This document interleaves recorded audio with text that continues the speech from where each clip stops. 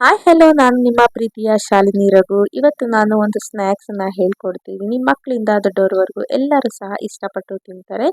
ಮೊದಲಿಗೆ ಒಂದು ಬೌಲ್ನಲ್ಲಿ ಗರಂ ಮಸಾಲ, ಖಾರದ ಪುಡಿ, ಪೆರಿ ಪೆರಿ ಮಸಾಲ, ಉಪ್ಪು, ಸ್ವಲ್ಪ ಅರಿಶಿನ ಎಲ್ಲವನ್ನು ಮಿಕ್ಸ್ ಮಾಡಿ ಎತ್ತಿಟ್ಕೋಬೇಕು.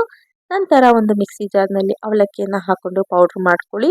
ಈಗ ಒಂದು ಕಡಾಯಿಯಲ್ಲಿ ನೀರು, ಎಣ್ಣೆ, ಸ್ವಲ್ಪ ಉಪ್ಪನ್ನು ಹಾಕಿ ಮಿಕ್ಸ್ ಮಾಡಿ ನಂತರ ಗ್ರೈಂಡ್ ಮಾಡ್ಕೊಂಡಿರುವಂತಹ ಅವಲಕ್ಕಿ ಪೌಡರ್ ಹಾಗೆ ಸ್ವಲ್ಪ ಕಡಲೆ ಹಿಟ್ಟನ್ನು ಹಾಕಿ ಚಪಾತಿ ಹಿಟ್ಟನ್ನ ಅದಕ್ಕೆ ಕಲಿಸ್ಕೋಬೇಕಾಗುತ್ತೆ.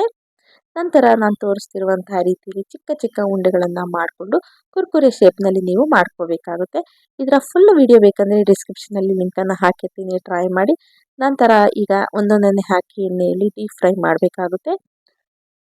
ಸೊ ಇದು ಚೆನ್ನಾಗಿ ಕ್ರಿಸ್ಪಿ ಆದಮೇಲೆ ಹೊರಗಡೆ ತೆಗೆದು ಈಗಾಗಲೇ ಸಿದ್ಧ ಮಾಡ್ಕೊಂಡಿರುವಂತಹ ಪೌಡರನ್ನು ಹಾಕಿ ಮಿಕ್ಸ್ ಮಾಡ್ಕೊಳ್ಳಿ. ಈಗ ಹೋಮ್ ಮೇಡ್ ಕುರ್ಕುರೆ ರೆಡಿ ಆಯಿತು. ಒಂದ್ಸತಿ ಮಾಡಿದ್ರೆ ಮತ್ತೆ ಮತ್ತೆ ಮಾಡ್ತೀರಾ, ಅಷ್ಟು ರುಚಿಯಾಗಿರುತ್ತೆ, ಅಷ್ಟು ಹೆಲ್ತಿಯಾಗಿರುತ್ತೆ. ನೀವು ಟ್ರೈ ಮಾಡಿ. Thank you and bye.